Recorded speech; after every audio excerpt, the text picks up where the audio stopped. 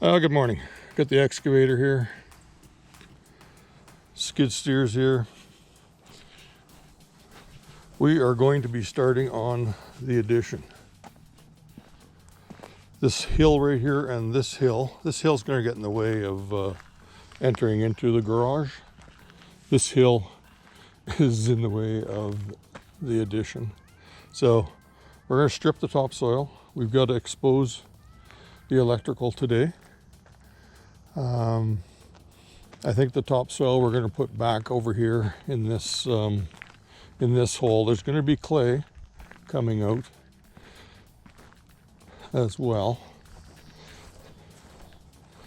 Maybe what I'll do is I'll strip this a bit and we'll put the clay on the back side of the hill. It starts today, so you'll see the progress as we go. The hell? That's my problem. Got too many glasses on. That's awesome. Okay, we'll see the progress as we go. And get this country addition and garage in the books. So let's get this machine unloaded.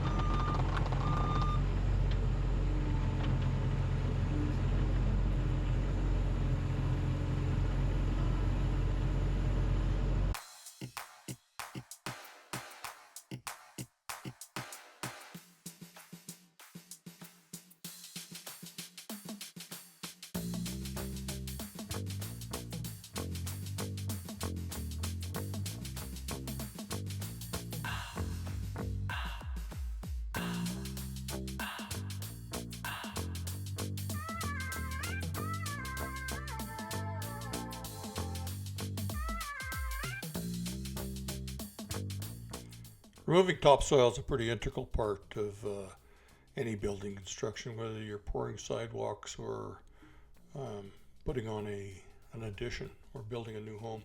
The topsoil should be removed, stocked somewhere, and then the clay can be dug out and stockpiled as well. The problem with building on topsoil is it's an organic material.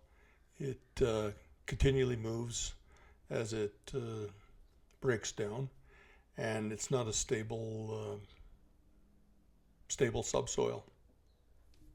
So that's why we're removing it, piling it separate from the subgrade, and that's how you do it. At least that's how you're supposed to do it.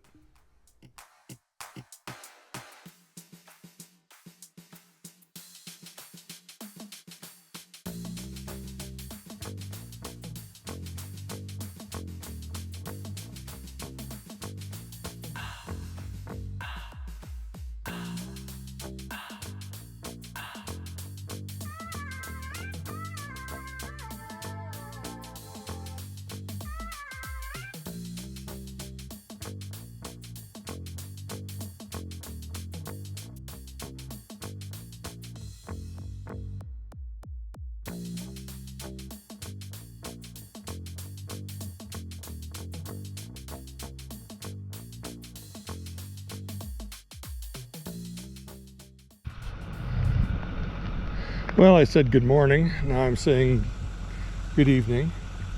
It's the end of the day. Accomplished a lot today. We exposed the underground wire here going to the pole. They're going to need to swing the car and truck into the garage there, so this needs to be cut out.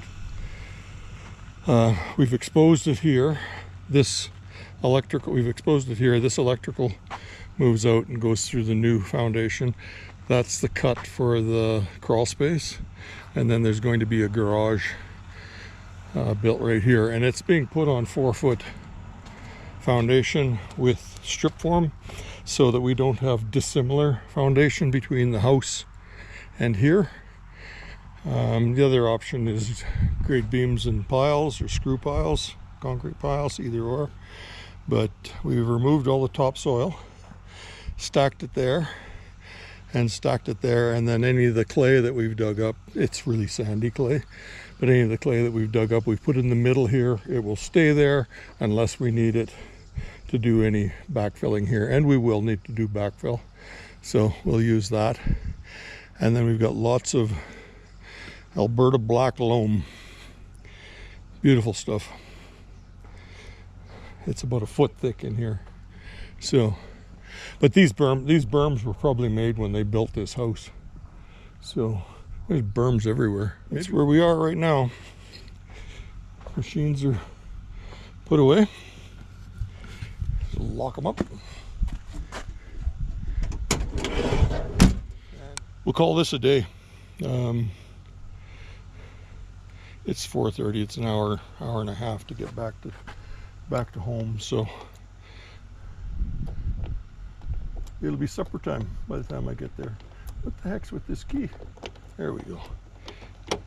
Locked up. Okay. That's it for today. Tomorrow, I think we will be doing some more excavating. We'll probably get the excavation. We've got to dig from there to there, and I've got to come out another 4 feet from that one. There's a jog, so it comes along here, jogs over, jogs back, goes that way. There's a bathroom, laundry room, and then an entry from the garage. Okay, good morning. This is where we left it. We're got the laser set up, so we only need one person on the rod while we're checking for elevations. Electrical's coming out. We're disconnecting it at the house. Pull it back, lay it over, so that we can dig this portion of the building out, and then get the footings in. And our hope is by the end of the week we can do footings. So I'll keep you posted as we go. We moved a lot of dirt yesterday, cut those hills down, made it so the cement truck or concrete truck can get in. Got to do a little bit of packing. He's going to have to do a little bit of backing up, but the garage will be going from here around. It's a 24 by 24 foot garage. That portion there is 8 feet, jogs 18 feet this way, 4 feet I believe, across 6 feet I think. Yeah, 6 feet, and then back to the house 12 feet. So get going.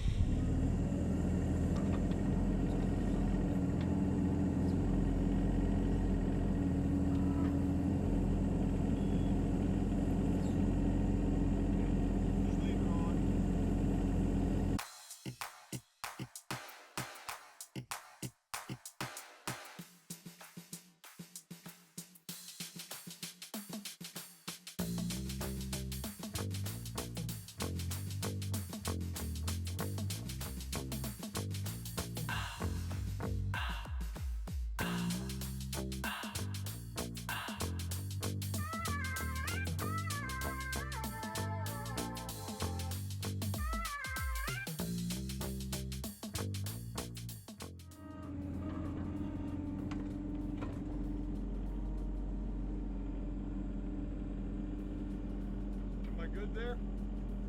You're good. As in digging this way? Yes.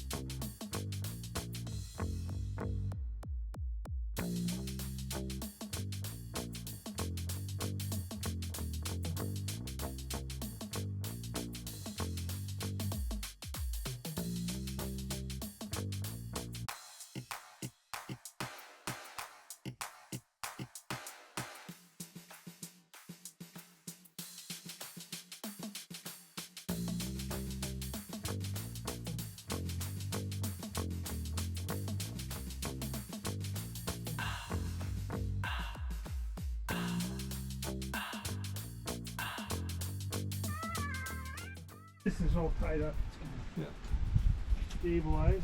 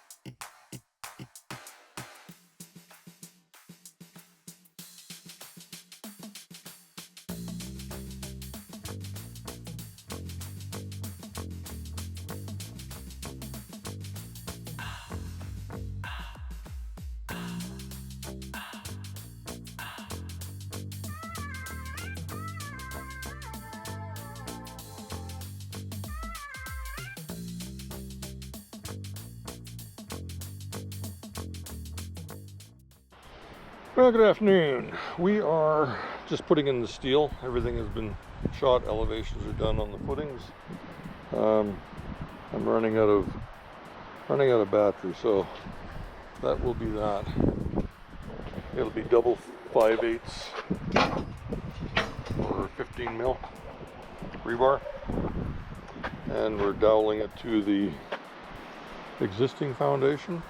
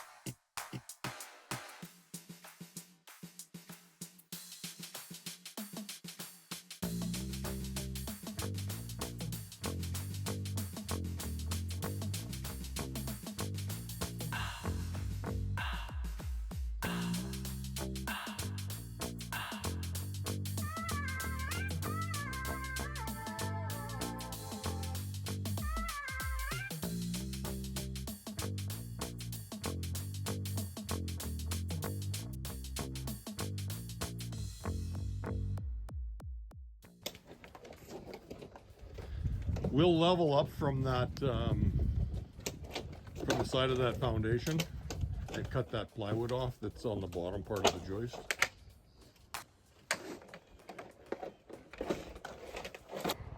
There's another 16-inch row going on top of that to the bottom of that joist right there, and then it'll be a 2x10 joisting running on top. We got weeping tile once this is poured. We're pouring on Thursday, so Friday we'll probably do weeping tile.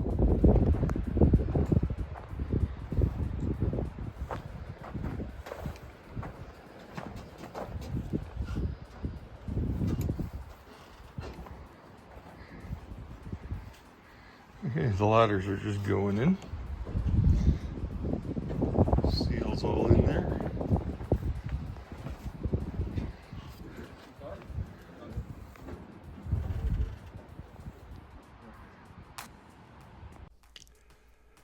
I've got to do a voiceover on this. It was so windy, you couldn't understand a word I was saying, and I wanted to explain what had happened. Is we started excavating for the footings for the garage, and as I walked by, we had a little bit of a cave in, and that was happening quite a bit. It's a real super sandy soil, and you might notice that our excavations are quite wide, and that's the reason for it. It's as stable as sandy soil can be. It packs really hard. So, but we just finished pouring this morning. The concrete is already starting to stiffen up. So we are on our way. Monday morning, we stripped the forms. Nice flat floor. Look at them all move.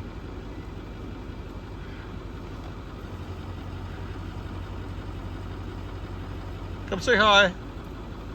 Hello. Curious grass puppies. There's a panda there. Moo! Moo! Moo! Look at that brown one come right to the fence. Yeah. The other ones are all gathered but together. if I went up to the fence, they'd all back up. Yeah, for sure. Oh. There we are. Weeping tiles in, foundations waterproofed. Now we're just going to finish excavating for the garage. We've got to do window well drain. There's a window well over here that we're going to redo because the grade changes. That window well right there. This is all inside the garage.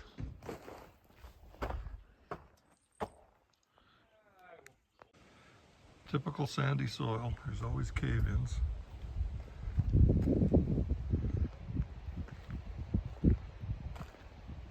But that's it. We've got the excavating done for the garage foundation. It's a strip footing to match this. Because we're building on sand, I'm not going to go down 400 feet with helicals or regular piles. Okay, we're just getting ready to pour footings. Roofing tiles in. This is damp proofed. Joisting's on. Steel's in for the footings. This is the footings for the garage. It's 30 foot long. 20 by 8 inch steel reinforced footing, and then a 4 foot 6 inch wall on top of it. The garage wall is about the top of the waterproofing, and that'll put it 8 inches above grade, and then we'll frame on top of it. But that's where we are. Interesting soil here. It's pretty sandy. It packs like rock, so, but it's not sandstone. There's some interesting geology. We got a lot of this black stuff and black round holes and regular colored sand holes. We're debating on whether they're almost perfectly round. Roots, they're all over the wall. Gophers, but the black dirt is what confuses us. There's a sand one, which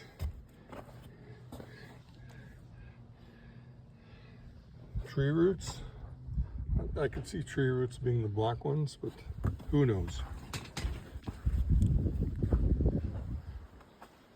In different sediment layers.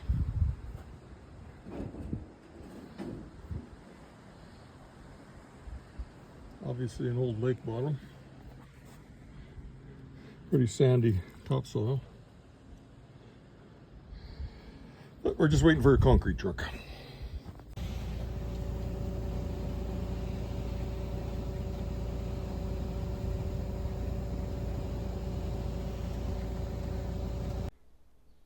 Okay, the footings are poured. Now we're just going to be moving on to keyway first, and then we'll insert the rebar dowels and start setting forms. Footings, some excavation, moving of topsoil, moving of subsoil, and forming and pouring of the footing. So I think this is where we're going to end this video.